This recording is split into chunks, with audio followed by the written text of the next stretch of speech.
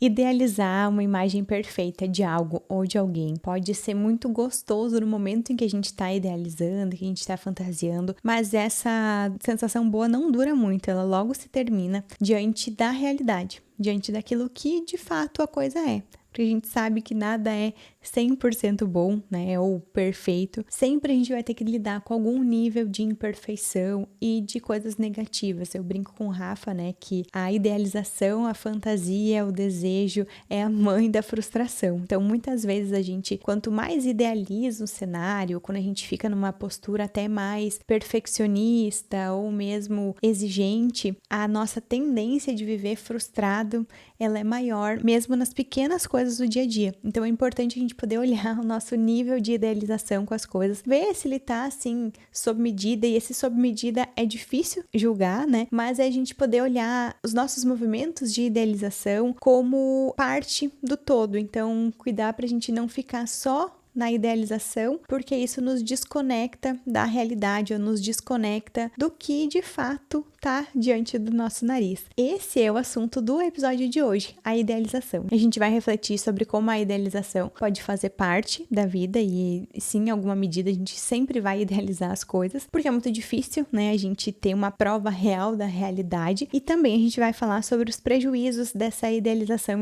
excessiva ou do que pode ter por trás, né, dessa nossa dissociação da realidade que muitas vezes se dá através dessa idealização frequente ou às vezes mais intensa.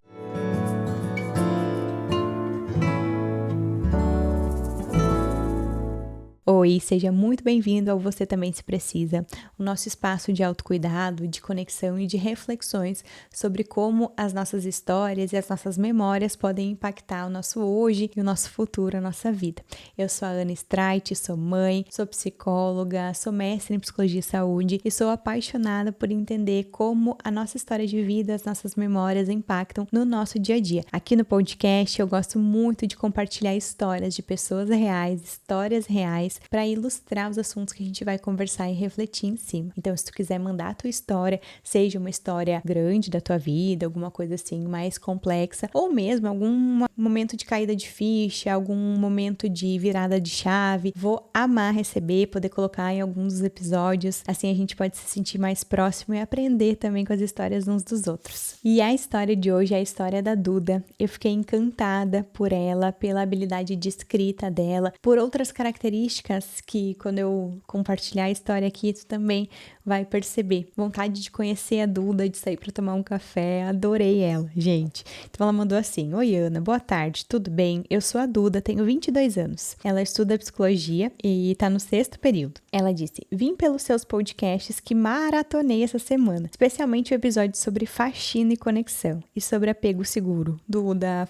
são os meus preferidos também, né? Também as histórias assim muito profundas para mim, né, da minha vida. Ela disse: fui atravessada e tocada por eles, que achei justo compartilhar contigo. Eu venho de uma infância bem marcada por abandono e negligência por parte dos meus pais. Passei por algumas violências e abusos bem delicados. Poxa, sinto muito, Duda. Acho que para lidar com a minha realidade, fui uma criança que viveu muito mais na mente do que na realidade em si. Eu amava inventar histórias, pensar nas novelas que assistia e em como seria o meu futuro. Acredito que eu fazia isso buscando, de certa forma, aliviar o peso da realidade. Mas conforme o tempo foi passando, me tornei adolescente e tudo continuou ainda que de forma mais branda. Eu idealizava os meninos que gostava e como tudo poderia ser, mas nunca acontecia. Então eu ficava presa às lembranças da minha idealização. Olha só que interessante. E quando eu via que não se concretizava, doía como se fosse real. Parecia que eu estava perdendo algo que nunca existiu. Louco, né? Na minha cabeça, aquela realidade paralela era o melhor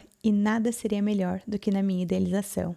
Olha que simbólico. Esse ano, isso me atravessou de forma mais profunda. Quando gostei de um menino, criei várias expectativas. Comecei a ficar obcecada e tentei criar formas de tornar minha expectativa uma realidade. Como resultado, adoeci bastante. Tive crises de ansiedade, mas estou em tratamento psicoterapêutico e psiquiátrico também. Fique tranquila, hoje estou melhor. Ai, que bom, Duda. Na terapia descobri que essa maneira de idealizar as coisas e querer controlar seja pelo ambiente de insegurança que cresci. Eu sinto que perco quando se concretiza e acho que no fundo é porque eu acho que defendia de mim para acontecer. Eu acho que eu sinto muito por uma lógica de merecimento ou busca, quando o amor simplesmente acontece. Quando escutei seu podcast sobre conexão, refleti sobre o que eu tenho procurado. Por que eu continuo repetindo um padrão de idealização e fuga da realidade que não me faz bem? Será que estou buscando uma forma de ter a realidade que tanto gostaria, só na imaginação? Isso eu não sei, não tenho todas as respostas, mas estou no caminho. Ele me parece árduo e difícil, mas estou disposta a caminhá-lo. Outro ponto foi o podcast que você falou da sua avó. Que bonito, sensível e sincero é esse tipo de conexão. Todo mundo merece viver isso algum dia. E eu espero muito, muito poder viver isso.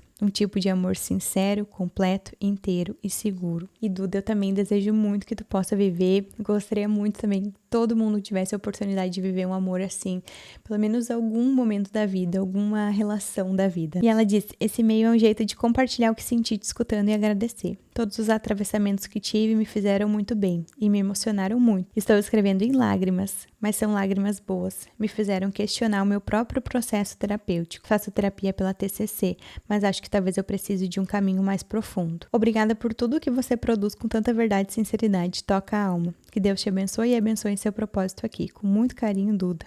Duda, um abraço muito apertado pra ti. Eu fiquei encantada com a tua habilidade de escrita, a forma que tu colocou as coisas e tua forma conectada de escrever. Eu achei muito interessante, muito inteligente também ao longo da história, como ela foi colocando ali as reflexões, o aprofundamento, o que é muito difícil e às vezes a gente precisa tolerar parte da realidade, né, de não ter as respostas todas e às vezes a idealização, e é o que a gente vai falar muito mais aqui, a idealização às vezes vem para completar essas lacunas, esses vazios que às vezes eles ficam incompletos no hoje, né? Então é muito da gente poder também lidar com os fatos e justamente para aprofundar a gente precisa abrir mão desse ideal de que as coisas sejam como tá na nossa cabeça, né? Poder justamente mergulhar no que tá ali, tá diante dos nossos olhos, como ela foi pontuando ao longo da história dela mesma, né? Mas muito interessante e pra gente começar a nossa conversa eu separei um trecho da Rupi Kaur que ela escreve o seguinte: não é o que deixamos pra trás que me destrói, é o que podíamos ter construído se ficássemos. Então ela fala assim, né? Mais o sentido do término. Não é o que deixa pra trás, mas tudo que a gente poderia construir, tudo que muitas vezes tá nesse ideal, tá nessa fantasia da nossa cabeça. E é importante a gente colocar, né, que a idealização, especialmente na infância, ela é muito natural, ela é saudável que aconteça. A criança, ela vai passar muito mais dentro da sua cabeça e do seu universo do que, de fato, entre aspas, a realidade, né? A criança precisa desse espaço e a gente, conforme vai tendo um pensamento mais adulto, a gente vai perdendo isso, mas é importante que a gente revisitasse. Então, seria importante a gente cultivar na nossa vida momentos de tédio, momentos de leitura, de coisas assim, por exemplo, literatura, histórias, a gente cultivar o hábito de daqui a pouco meditar ou escrever, coisas que a gente pode deixar a nossa mente mais livre e a gente vai se desconectando disso. E nessa coisa de deixar nossa mente mais livre, a idealização também vai estar aí presente. Então, por exemplo, parte de eu conhecer uma pessoa nova, seja um relacionamento amoroso, seja uma relação de amizade, tá nessa idealização. Porque sem a idealização, se a gente tem uma coisa muito concreta, a gente nem vai ter motivação e ânimo para conhecer aquela pessoa. Mas à medida que a gente vai se vinculando mesmo, à medida que a gente vai conhecendo aquela pessoa, é importante que o vínculo, que é a relação real, dê espaço e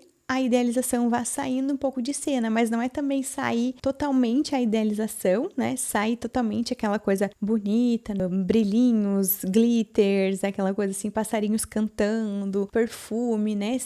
Esse lado que é importante também. Então imagina que eu acabei de conhecer alguém pela internet, eu tô lá consumindo os conteúdos que essa pessoa cria e eu decido que eu quero conhecer mais sobre ela, eu tenho interesse sobre a vida dela, sobre os conteúdos dela, e aí eu penso, essa pessoa seria uma pessoa legal para eu tomar um café. E aí, daqui a pouco, eu chamo essa pessoa para tomar um café. Eu vejo que daqui a pouco teve algum movimento de reciprocidade, não foi só eu aqui que fiquei criando as coisas, não. Também eu vi que teve algum movimento da pessoa em direção a mim, né, de reciprocidade, de interesse também. Então, eu simplesmente vou lá e quero convidar ela para tomar um café. Para esse café acontecer, é preciso que tenha idealização do meu lado e do lado da pessoa, porque se é muito real, a gente não vai nem querer se envolver numa outra relação. E aqui tô falando de uma relação que pode ser uma futura amizade, ou pode ser simplesmente alguém que eu vou conhecer mais, que eu vou conversar, vou trocar uma ideia, enfim, fazer daqui a pouco uma parceria futura. E isso também se estende à questão amorosa, né? Essa idealização, ela é importante, por exemplo, o apaixonamento, ele tem muito mais de idealização e desse encantamento do que de realidade. Por isso que quando a paixão não evolui para o amor, a coisa fica esquisita, porque ela sai a paixão e a gente começa a enxergar todos os lados ruins da pessoa ali, né? Então, além desse aspecto que é natural da idealização, todo mundo idealiza em alguma medida. Pra gente levantar da cama, às vezes a gente precisa ter um pouco de idealização de como vai ser o nosso dia. Eu quis dizer tudo isso pra gente não criticar a idealização como se fosse ruim. Mas o que é importante a gente entender? A idealização, ela não pode ser tudo, né? Então, quando a gente é criança, a gente vai idealizando um pouco menos, até que a gente tem um pensamento mais adulto, mais maduro, e a gente para de idealizar. Mas a idealização, ela vai fazer parte. E juntinho com a idealização tem uma outra palavra, que é a frustração. Então, primeiro, né, quanto mais a gente idealiza, mais difícil é da gente alcançar aquele ideal. Então, tem uma lógica que é assim, quanto mais alto é o meu ideal, meu padrão ideal, e mais longe ele estiver do real, mais eu vou me frustrar, mais sofrimento eu vou viver. Então, é importante a gente idealizar, mas a gente não idealizar muito, né? A gente não ter toda essa diferença. Às vezes as pessoas idealizam muito a sua versão futura ou sua vida futura. Por exemplo, eu tô lá com 12 anos e tô pensando que com 30 eu quero já estar formada, bem-sucedida, com filhos, com uma casa legal, com casa na praia, com um marido lindo que eu ame. E às vezes não vai ser com 30, talvez vai ser com 35, talvez vai ser com 38, talvez vai ser com 40, talvez com, talvez com 40 eu tenha o marido, não tenha os filhos, talvez eu tenha o marido e os filhos, ou o filho não tenha a casa. Então, um ponto importante é a gente ter consciência que a idealização é só uma idealização, como um plano é só um plano, não necessariamente vai ser a realidade ou é uma previsão de futuro, né? Então, dentro do real, claro, a gente vai romantizar algumas coisas, a gente vai ter algumas pitadinhas de idealização, mas é muito importante ter essa crítica e ter essa contextualização da idealização. E a Duda comentou alguns aspectos, assim, sobre a vida dela, sobre as faltas que ela foi tendo, né? Então, uma vida com abandono, com a negligência ali, com faltas muito importantes, bem especiais ali com relação ao vínculo seguro. E conforme, né, a gente tem os sofrimentos ou as faltas da nossa vida, é uma resposta que a gente vai tendo à idealização como uma forma de lidar com esse sofrimento que está diante de nós, né? E ainda mais ela pequena ali, se deparando com essas ausências, com essas faltas. Então, talvez para ela idealizar tenha sido esse lado mais poliana, né? Mais uma previsão positiva sobre o que não existe, né? Esse sonhar acordado quase, como uma forma mesmo de lidar, como ela estava ali criando essa hipótese, né? E aí, nesse sentido, quando a gente se depara com a realidade, vem o sofrimento.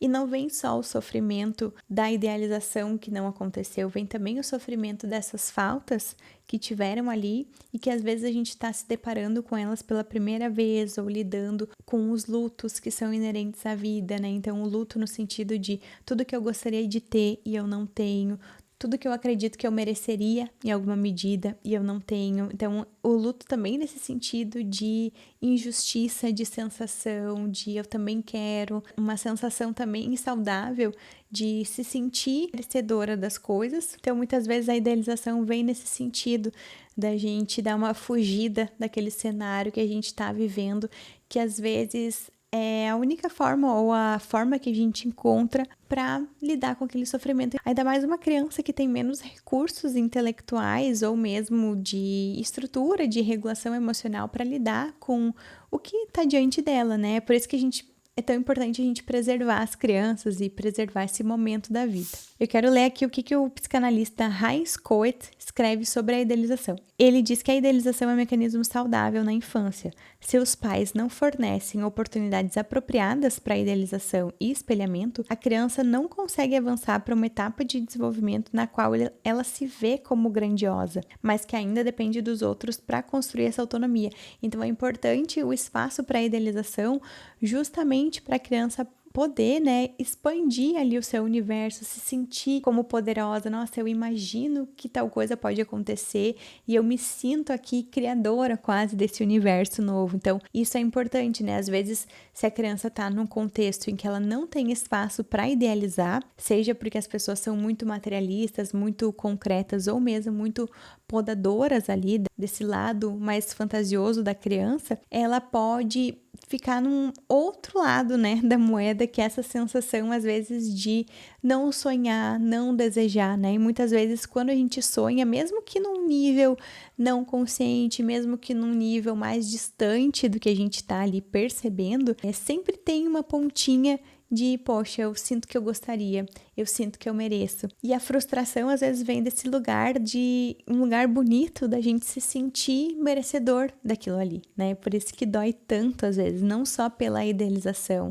mas por esse sentimento de que a gente também gostaria de ter uma fatia daquele bolo que é tão gostoso, tão bonito, parece tão especial quando a gente vê na outra pessoa, né? Na foto, sei lá, quando a gente imagina na nossa cabeça. E aí com essa história eu lembrei de uma situação que aconteceu comigo enquanto eu fazia o mestrado. Eu estava trabalhando bastante, o mestrado era um programa bem exigente que eu estava fazendo, a gente tinha vários grupos com homens, então era bastante envolvimento, assim, tinha várias reuniões semanais, enfim, uma série de coisas. Quem já teve alguma experiência com essa vida acadêmica, assim, mais puxada, né, vai entender do que eu tô falando. E eu lembro que chegou no momento em que eu e o Rafa, a gente estava num momento, assim, bastante cansado, de muita demanda de trabalho, fazendo várias coisas ao mesmo tempo, a gente decidiu que seria legal sair por uns dias para um resort na praia, para realmente poder descansar, curtir aqueles dias, renovar as baterias. A gente ia ficar assim, acho que era 7 dias ou 5 dias, mas a gente queria justamente ir para um lugar que a gente não precisasse se preocupar com o que ia comer, o que ia fazer, só para ficar lá vegetando na beira da praia, assim, nas cadeirinhas, enfim. Ficar super de boa, renovando mesmo as energias. E eu tava no momento do mestrado em que eu tava na escrita já, então eu já não precisava estar envolvida com coisas acontecendo para o meu projeto, mas eu fazia parte de um grupo de pesquisa, esse grupo tinha reuniões semanais. E aí eu teria que faltar aquela semana específica, né, da reunião. E aí eu comentei com a minha orientadora que eu ia sair de férias, enfim, ela já estava sabendo, né, que eu ia sair. E aí falando com ela por mensagens, justamente naquela semana que seria pra gente se desligar, ela me perguntou assim: "Ai, Aninha, mas daí tu não vai participar da reunião que a gente tem terça ou o dia que fosse lá?" E eu disse: "Ai, Mari, então acho que não, né? Porque eu tô viajando, lembra que eu te comentei e tal." E ela: "Ai, pois é, eu achei que tu iria." Daí, o que foi interessante foi, eu lembro que a gente conversou mais alguma coisa, e daí lá pelas tantas ela disse assim: "Pois é, eu tava aqui pensando que tu participar da reunião seria o ideal, mas o ideal não é o real. O real é que tu tá de férias e que tu precisa aproveitar, tu merece aproveitar, descansar, depois tu conversa com os colegas, ou depois tu assiste a reunião gravada, ou enfim, depois a gente se fala." Então, aquilo ali foi muito marcante pra mim, no sentido de que eu sabia que eu tava ali frustrando uma expectativa dela, de faltar uma semana, de faltar realmente aquela reunião, que não era uma reunião assim de vida ou morte, não era uma reunião que super impactaria o meu trabalho, mas era uma reunião de sequência do grupo, e o fato dela ter compartilhado comigo sobre essa expectativa, né, sobre o que seria o ideal para ela, que talvez eu nunca faltasse ou que ninguém nunca faltasse, era diferente do real. O real é que às vezes as pessoas vão faltar, às vezes as pessoas têm férias, e aquilo foi muito marcante para mim, assim, poder ver numa outra pessoa, uma pessoa que eu admiro, que eu tenho muito carinho também, esse espaço dentro dela de lidar, né, de tolerar entre o ideal e o real, entre o que ela gostaria que fosse e o espaço do que é de fato. Então, quanta aceitação não tinha ali da parte dela, né? Quanto jogo de cintura também para lidar com o real. E o real não quer dizer que é algo horrível necessariamente, só quer dizer que foi diferente do que estava na cabeça dela. E muitas vezes a gente não tem esse espaço dentro de nós, né? Seja um espaço de lidar com a frustração, seja um espaço de acomodar o que eu imaginava e o que é. Isso não tem necessariamente a ver com a gente deixar de imaginar as coisas, deixar de desejar, querer que tudo seja de qualquer jeito, meio que sair jogando a toalha, né? Cagando pra tudo. Não, é a gente se importar, é a gente desejar as coisas, a gente sonhar, por exemplo, tô conhecendo um menino, quero que a gente namore, tô gostando muito dele. Ai, que legal se esse fosse o início da nossa vida, de muitos e muitos anos, um relacionamento sólido, mas não deixar com que isso faça com que a gente não veja o presente, porque às vezes até a gente se coloca em cilada, né? Por exemplo, daqui a pouco aquela pessoa nem é tudo isso, nem é grandes coisas, ou daqui a pouco o relacionamento tá mais cheio de problema pra cima da gente do que realmente de coisas boas, e a gente não tá conseguindo enxergar por esse lado da idealização. Os relacionamentos abusivos, eles costumam ter esse toque. Então, a gente fala na terapia do esquema que tem a idealização e a ilusão. A idealização é esse aspecto assim do que eu gostaria que fosse, as necessidades que eu não tive atendidas na minha história de vida, lá principais, né? E aí eu quero projetar quase num outro relacionamento. Então tem toda essa expectativa de como eu gostaria, dos meus sonhos, do que eu tô ali, de todo esse universo. E a ilusão é a gente não conseguir enxergar o que de fato tá. Então é como se fosse um pó de fada, assim, uma mágica que faz com que as coisas que são de um jeito, elas fiquem de outro, né, na realidade. Então um exemplo, né, às vezes eu tô lá no relacionamento com uma amiga, que é uma amiga de muitos anos, que eu tenho uma idealização, uma coisa assim, de que é uma relação muito especial, porque ela é minha amiga lá de muitos e muitos anos, e na ilusão eu não consigo enxergar que daqui a pouco essa é uma amiga que não me faz me sentir tão bem, é uma amiga que me dá uma sensação de peso, de culpa, é uma amiga que tá sempre me cobrando coisas, que não é de fato uma amiga ali, uma relação saudável, um vínculo seguro, mas com a ilusão e com essa idealização e todo esse histórico e das faltas da vida de cada uma, a gente não consegue enxergar o que de fato está debaixo do nosso nariz. E no relacionamento abusivo, a ilusão e essa idealização, ela acontece muito no sentido de a pessoa maximizar as coisas boas que acontecem e minimizar as coisas ruins. Então, às vezes, o cara, né, foi super invalidante, ficou sem falar por vários e vários dias, é uma pessoa fria, é uma pessoa muito crítica, mas daqui a pouco lá, pelas tantas, compra um presente, compra flores, compra um chocolate, ou elogia eventualmente, faz um agrado, alguma coisa muito pequena, e aquilo é visto como algo muito grande, muito especial, e todas as coisas ruins que aconteceram, elas são minimizadas, é como se elas sumissem. Então, a gente tem que ter bastante cuidado com esses processos, né, que a nossa mente faz, com essas distorções que podem nos causar sofrimento, não um sofrimento pela frustração de como a gente gostaria que fosse